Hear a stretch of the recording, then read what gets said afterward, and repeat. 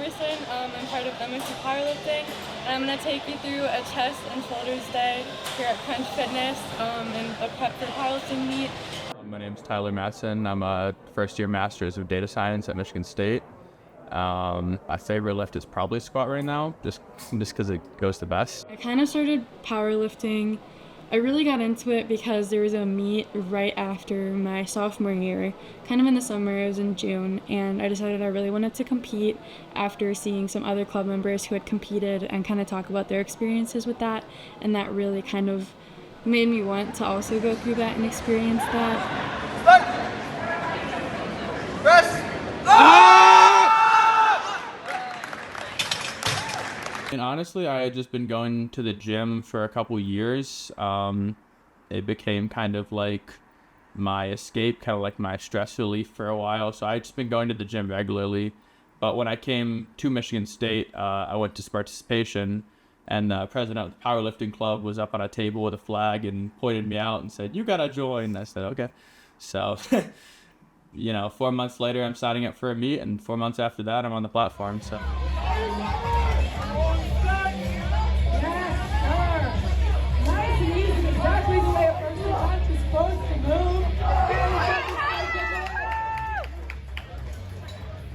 Sometimes it's just like, when can I work out today? If I have several different things going on, sometimes things have to get moved.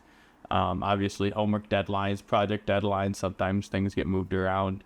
But honestly, I use the gym as kind of like a break from school. I'll be burned out from doing homework for 4 or 5 hours straight, and I'll say, okay, it's gym time. I'll get to have a break, take a 3-hour chunk out, and then get back to it. It's taken me the past 2 years to really find a good balance.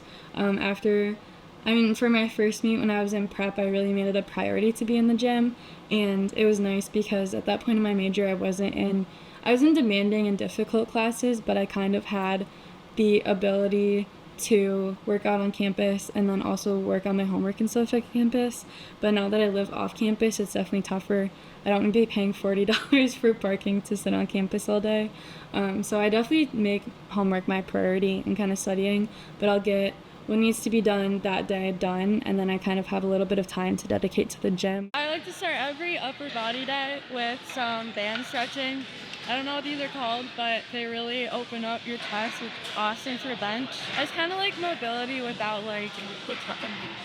spending 30 minutes on doing mobility and taking up half my workout time. I like to try and keep workouts a little shorter just to balance with classes, homework, extracurricular, stuff like that. So for comp bench, we have 3 main commands. You have the start command, where either you or a spotter will unrack it for you. And as soon as that is motionless, you get your start command. You bring the bar down to your chest. As soon as that hits your chest and remains motionless, you get the press command, where you press it up. Once it's motionless again, you'll re-rack it with the re-rack command. So if you happen to miss any of those commands, I think that's the toughest part about bench, is just waiting for the command and making sure the bar remains motionless, or else you fail your lift, which it really sucks if you get a really good lift of really high weight and just fail it because of a missed command. But a really big thing for a bench is leg drive. So that's kind of why people get an arch in their back. You're digging your heels into the ground and your feet into the ground, and it really helps make your entire body kind of taut and puts a little bit more power into your bench instead of just strictly pressing with your bench muscles. So you get a little bit of a heavier lift with that. The most important thing is take your time. So you'll see me take a deep breath before I unrack the weight. Just make sure my body's all stable with it. And then I'll unrack the weight, walk the weight out, and then I'll take another deep breath once I'm all settled. For me, I like to start slow and then speed up towards bottom so I don't get thrown off as much by the weight. And then I just bounce off the bottom, full power as much as I can. I think a big part of recovery is kind of taking rest days. A lot of people think, going into the gym every single day, pushing your body to the limits is the best way to get stronger. But in my mind, it's more of, 4 to 5 days of pushing yourself and then taking 1 or 2 days to recover, whether that is a little bit of cardio, which I personally don't do because I hate cardio. I consider walking to class to be my cardio. But I'll kind of take those rest days to kind of catch up on homework, be able to focus a little bit more on school and the other things I'm involved in. And I think a big part of recovery for me is just kind of getting my good amount of protein intake in every single day, getting, a good night's rest, getting that 8 to 9 hours every single night, which has absolutely been the toughest part of recovery. Probably maybe 1 or 2 nights a week I'm actually getting a good amount of sleep, but I think that has by far been the most important things in recovery to me, and then just not maxing out every single week. I mean, I warm up, I think, a lot more than most people just because I've been injured. It all depends on the person. Some people can go through powerlifting and have no injuries, and some people have bad injuries that set them back years. But thankfully, I've had no setbacks that have been more than a couple months. Yeah. So I did what you're not supposed to do, and I decided to squat and deadlift heavy on the same day, and I believe that really cooked my leg muscles. So when I went to do my accessories, I was doing hip abductors, and the machine was maxed out, and I leaned over to adjust the weight, and it's the machine where it kind of traps your knees in. So I leaned over, my knee didn't come with me, or my knee tried to come with me, and then it just kind of tore my knee, which was super fun. So I was able to get into the doctor pretty quick and kind of figure out what was going on and come up with the recovery plan.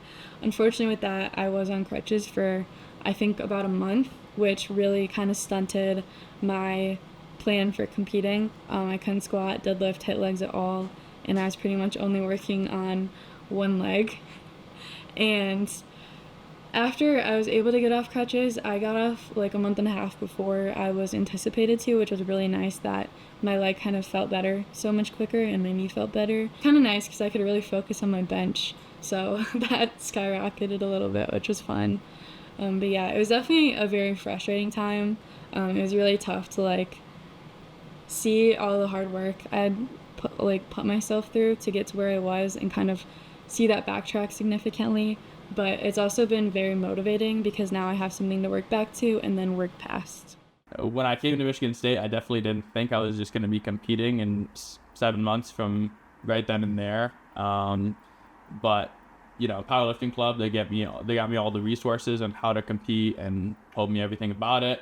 Like I said, I had a friend Gage there that was helping me on my first meet. And then if you're thinking about doing powerlifting, just do it. It's a great experience. It's a lot of fun. I think one of my favorite memories was when I did compete.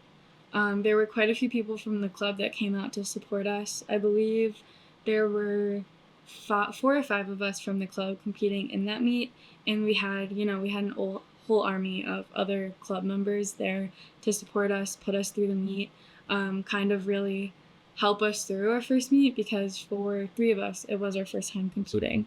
And that just really helped me feel like the club was kind of a family, more so than just a club of people with the same interests. Having people there that I trust and I'm comfortable with and have gone through what I was going through there, it really helped it feel a lot less intimidating and just feel like more of a comfortable experience and just really make the most out of it. It really has introduced me to some of the most impactful people I've ever met.